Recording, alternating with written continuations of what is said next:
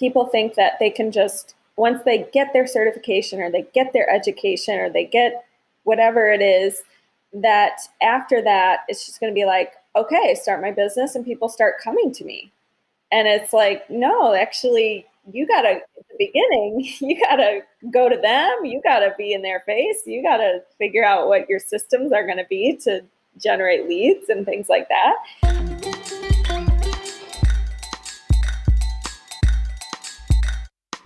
Podcast Junkies, episode 246. Welcome back. I'm your host, Harry Duran. Happy New Year to everyone, 2021. And needless to say, 2020 was an incredible year for the books. Lots of hardship, lots of challenges faced by many people, myself included. But I think what is important is having the resilience to get back up and ensure that what we're doing for 2021 is going to be better. And recording this on January 8th after witnessing what was a historic event in the Capitol with the siege that took place there. And just when you thought 2021 was going to be a little bit different, it seems like we're always needing to prepare for what's to come because we don't know. And it was just been an interesting couple of days and sort of threw me for a loop.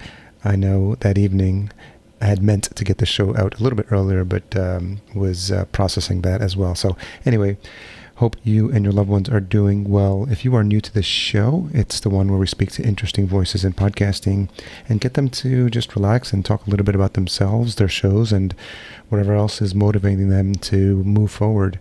And last episode, last year, the last one of 2020, we spoke to Sarah St. John. She's an entrepreneur, a writer, an animal lover, and the host of the Frugalpreneur podcast. So make sure you check that out, episode 245. This episode is brought to you by Focusrite and specifically the Scarlett 2i2 sound card, one of my favorite go-to sound cards, something I use for each and every podcast recording. The 3G line is a go-to for all new podcasters. Find out more at podcastjunkies.com/Focusrite, and the link will be in the show notes as well. This week, I get to speak to Hailey Rowe. She's a business coach, a sales and marketing strategist, and host of Health Coach Nation. She joins the show to discuss her background in business and how her resiliency and her passion comes through in her podcast. She's worked over 8 years as a health coach and in business development for 2 rapidly growing health startup companies. She became passionate about helping other coaches go beyond their certifications and addresses the missing pieces that are holding them back from success. As with many entrepreneurs, Hailey has an interesting origin story, and she shares the first item she sold online and the mentors who helped her along the way. She points to a definitive moment in her early life that taught her a valuable lesson and shares her entrepreneurial aha moment, as well as some of the meaningful interactions she's had with her clients. We learn about the inspiration behind and the format structure of her podcast, Health Coach Nation, and how she's matured as a podcast host. Let's not forget that this episode is also brought to you by Fullcast. Fullcast.co is the website. If you need help with any aspect of your show, from launch to production and marketing, we can help. Schedule a free chat at fullcast.co/chat15 about your existing or new show. I had a new 5-star review come in from Juana Poreo. She writes, Harry has some great guests on his podcast, and I especially enjoy the Russ Johns interview. Fabulous guests with a wealth of knowledge, highly recommended for anyone who wants to learn about anything. Thank you so much, Juana. I really appreciate you taking the time to write that. And if you're interested in supporting the show and writing a review, head to ratethispodcast.com/podcastjunkies, and I'd be more than happy to read it out on a future episode. As always, full show notes available at podcastjunkies.com/246. Make sure you stay to the end of the episode where I reveal this week's retention hashtag, but for now, let's get into this conversation with Hailey. So Hailey Rowe, host of Health Coach Nation, thank you so much for joining us on Podcast Junkies. Thank you. I'm excited to be here, and I'm definitely a podcast junkie, so this is perfect. Yeah, it's been a little bit of a long night. So just to date stamp this, it is the day after Election Day. I myself went to sleep at 2 a.m. Oh, I don't my know how gosh. late. I don't know how late you were up, but it's been an interesting 24 hours to say the least for the country. Yes, I went to bed around 12 or 12:30, and then I was like, you know what? It's not going to change anything, me staying up. So off Yeah. the bed. Yeah, that's interesting. So, yeah, we'll see how that goes, and that's probably a topic for another podcast, another type of podcast show. So, I'm curious because I had the pleasure of being on your show, so thank you for that opportunity. But what I thought was really interesting is I feel like you have a lot of things in motion, from an entrepreneurial perspective. I'm curious if you remember what was the first thing you ever sold online. Ooh, that's a good question. So the first thing I ever sold online, well, I don't know if you can qualify it as online, but the first thing I ever sold with a company was fitness products. So you did have to buy those online. But the first thing I sold on my own was probably an ebook.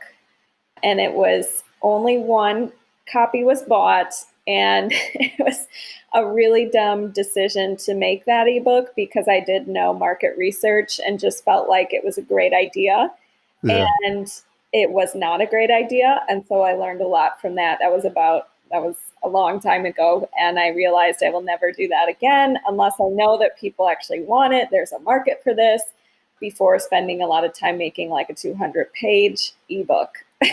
Not even a small ebook, a Oh 200 no. page ebook. Oh yeah. It was intense. What was would you comfortable sharing like what the subject was? Yeah. So at the time, I wrote it out of my own frustration with skin health. So I had acne and a lot of issues with that. And so I was like, you know what? I'm going to write this ebook about how I like helped my acne and done it naturally and got off the antibiotics and blah, blah, blah. And it was called Youth Proof, which was, again, just a dumb name. And, it was not my best decision, but somebody bought it. One person bought it. Well, I think what's interesting, and any entrepreneur can relate to this, is you don't know what you don't know in the beginning, and Hmm. there's no one to help you unless you just were lucky enough to have entrepreneurial friends. I always tell people, like, when I left my 9 to 5 job, I didn't know. I mean, in college they don't teach you anything about being an entrepreneur. They don't tell you about lead pages, lead Right. magnets, like marketing, copywriting, all these things you sort of have to learn on your own. And that's why masterminds and these group programs are valuable in the beginning to just help you understand. I always say my entry into like the world of digital marketing was like Narnia. Like you go in there and you're like, Mhm. whoa, like who are all these people? And it's so Yeah. funny because it seems cringeworthy now when you think about the ebook, but in the beginning, like I was given that advice too. Like you should have an ebook, and people will like clamor to like download it and read it, and then you quickly realize, being an entrepreneur, that you don't have time to read a 200-page Yeah. ebook. Right. And the other thing I think is that's really common is people think that they can just, once they get their certification or they get their education or they get whatever it is, that after that, it's just going to be like, okay, start my business and people start coming to me. And it's like, no, actually, you got to, at the beginning, you got to go to them. You got to be in their face. You got to figure out what your systems are going to be to generate leads and things like that. So I think that's another common misconception. It's like, oh, yeah, I'll just get this thing. And then people will start asking me about my business. And Yeah, yeah. yeah. So, can you point, and it may not be one thing, but can you point to a specific group that you found, something you read, or a mentor you found that began to like give you some of those aha moments? I was like, oh, this is like a better way forward.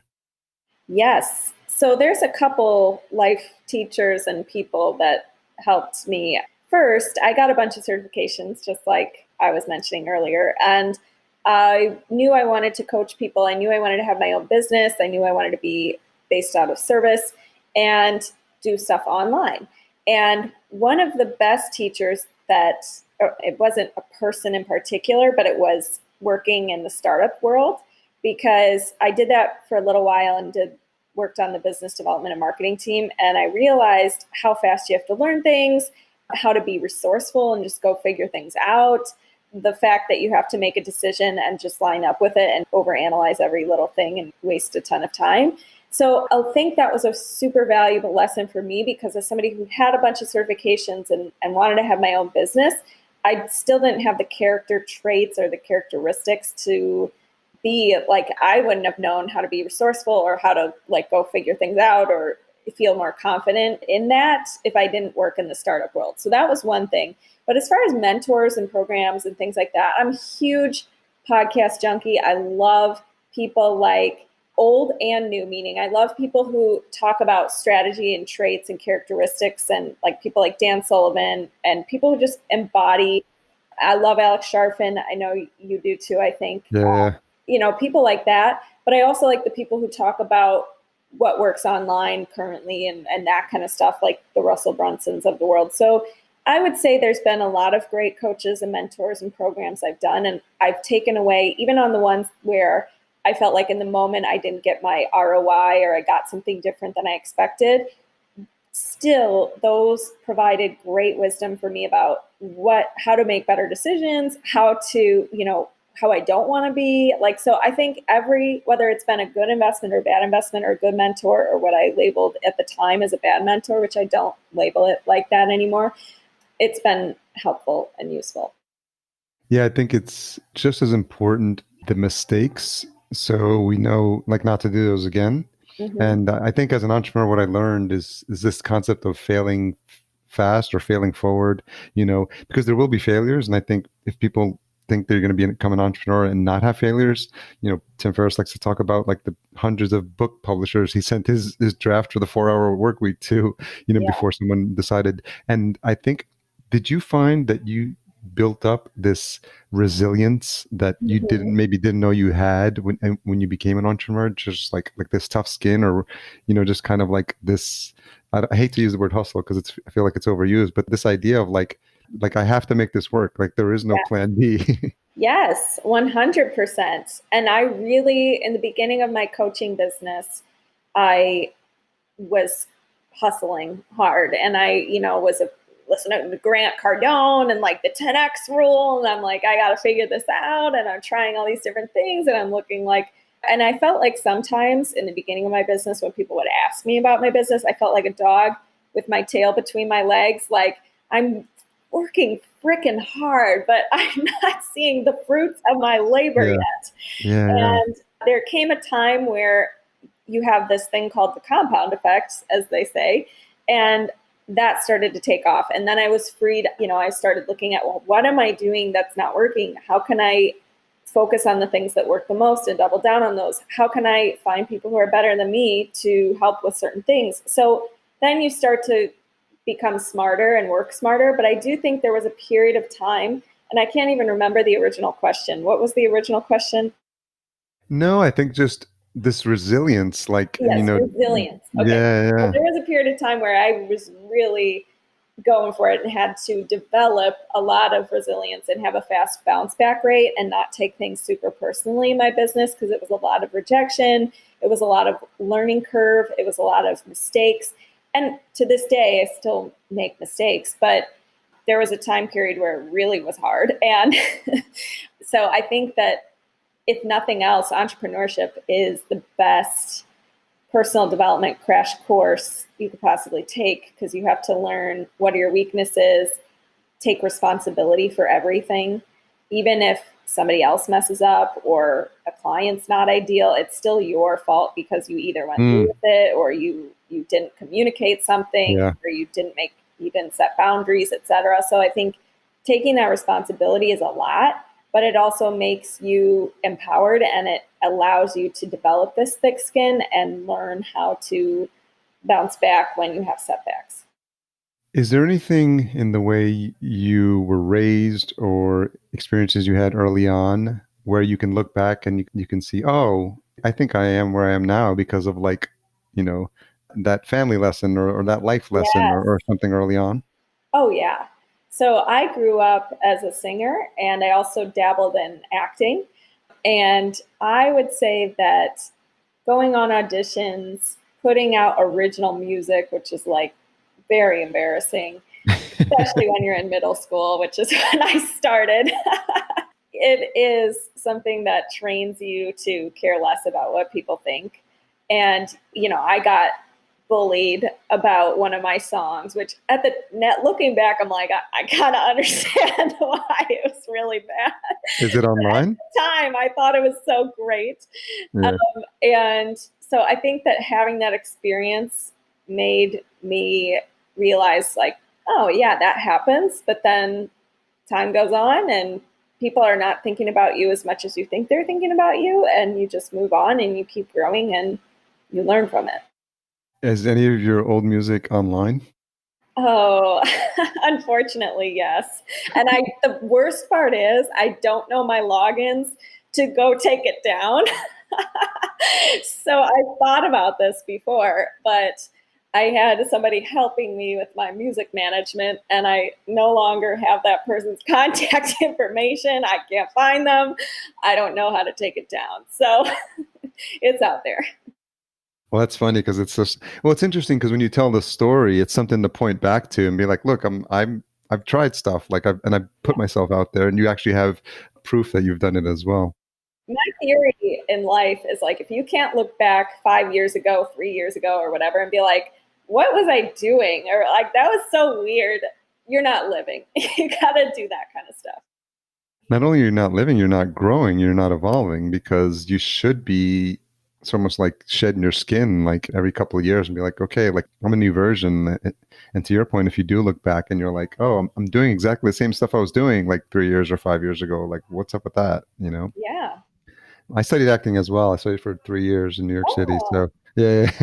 nice. Do you have any embarrassing things out there? No, nothing online, Okay. but it was tiny. It was like a black box theater, and so you'd have to do these scenes where you're like stripped down to your boxers and get in this like bed Oh with my this like your gosh. fellow actor, and there's like 20 people like in a room like looking at you, and you're like, but it was interesting because it very very quickly got you out of your comfort zone, For sure. and it's like puts the pressure on you to just like okay, like you can't like be embarrassed like about these things. You have to like get over yourself and realize like hey, it's we all stumble, we all fall, and I think as entrepreneurs, we all think like this is the one thing that I'm going to do, and if I don't do it, and I'm a failure, like everyone's gonna see that I can't make it. And I think the more experiences we have in life that show us that no, life is not going to be handed to you, like Yeah, the stronger we become. totally. I can think of many. I took improv classes and all that stuff. And I also think of this one dance class I took where one day they said there was a break dance circle or something. And I was so bad at dance. It's not natural to me at all. And we had to get in the circle to lip gloss and do some freestyling by ourselves in a circle of people watching us. So that was like one of the worst things ever. But when you go through those things, your tolerance level gets higher. Yes, yes. I tend to be the one now at some of these. Back when we went to live events, remember those? I was, I'm gonna really be the one that if there's a karaoke setup, I'm gonna be the one singing "Rapper's Delight" on stage. Ooh, I like it. So, when did you start to feel like, as an entrepreneur, like things were starting to click, and you were starting to put together what would become like the outline of like the programs you have now? Yes. So things started to click when I got let go from one of my jobs where it was a startup. They were facing a lot of delays. They were having a bunch of problems and they had to get a bunch of approvals for certain devices that they were going to have in their center. And the entire team got let go. And what I learned from that was that really either having a job or creating your own thing, both are risky, both are scary. And so I figured, well, I'd rather put my time into trying to figure it out myself and betting on myself here because I've always wanted to do that. And now I have this opportunity. And I realized the worst thing that could happen when you have a job happened. So really, this is about equally as risky. So I did start to look for how can I put together a framework that teaches some of the things I learned in business from that time period and also is relevant to what's going on now in the world, in the online marketing world. So, went through some programs myself. I did a lot of market research with the people I was hoping to help.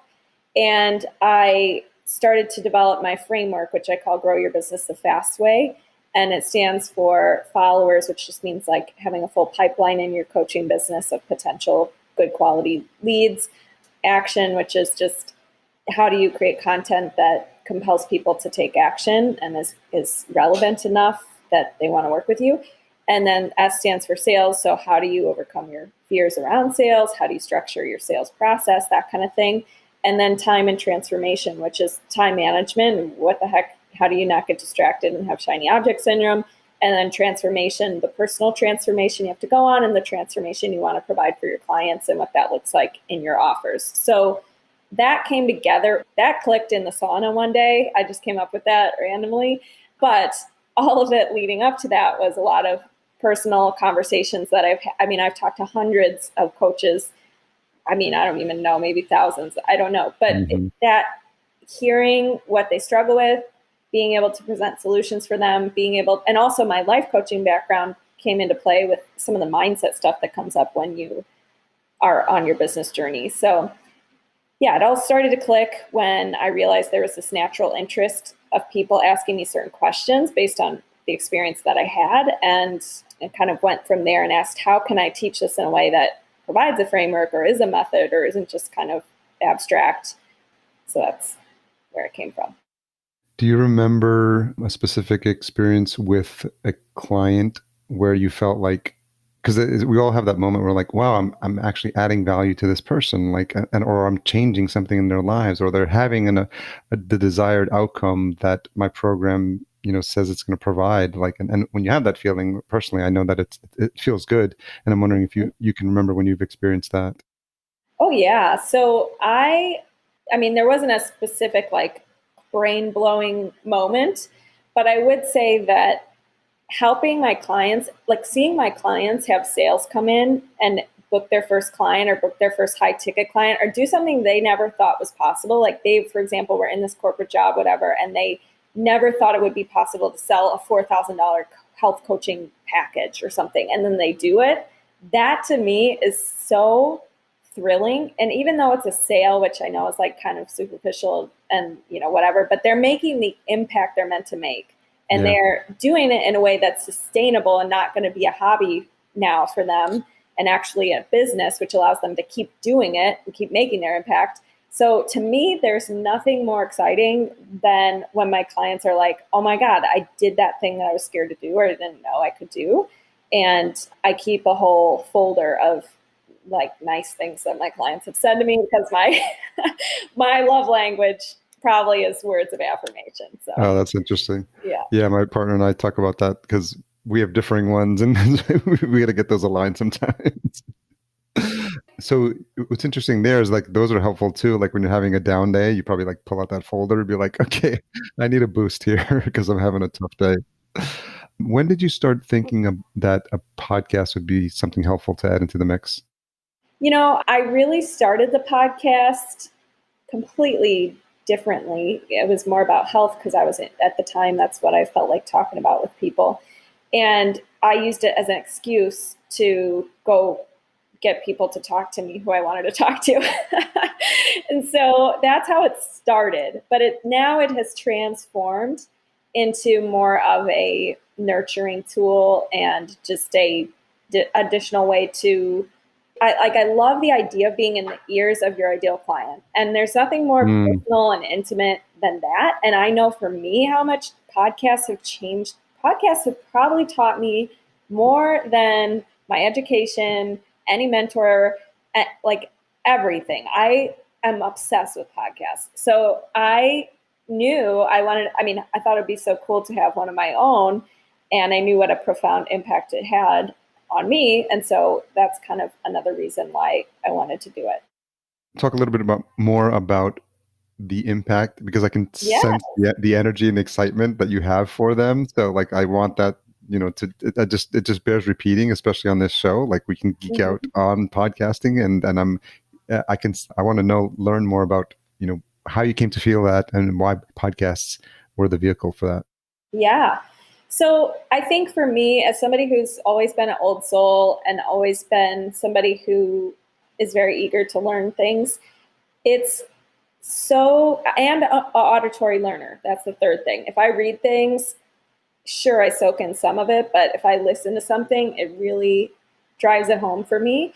So I think that when, like, some of the moments where I've like realized it's been so helpful is number one, when I did get let go from my job, I had to pour into personal development. And so podcasts were there for me when I was recovering from a time where I didn't really want to talk to other people about it. I just kind of wanted to introspectively listen to somebody else, like tell me how to think and how to feel. So that was really important. And then I think business-wise, on any topic or thing I'm struggling with at the moment, you can literally search those phrase words and find something to help you solve that problem for free. So it blows my mind that more people don't take advantage of podcasts, especially when you're in your car or on a walk or something like that, getting ready in the morning. Like, to me, it's like the best gift ever. And education, I mean, in school and whatnot, I think that I have nothing against that, but I think that podcasts are able to be so tailored to whatever you need right now. And you could go search something and find it. And it's like you have these mentors available to you. Yeah. And I think people, to your point, underestimate just how much you can learn on a podcast, especially when they're done well and you have these multi-part sequences and literally like figure things out and like, how do I create a landing page or what's and even keeping up to date, especially in the world of digital marketing, like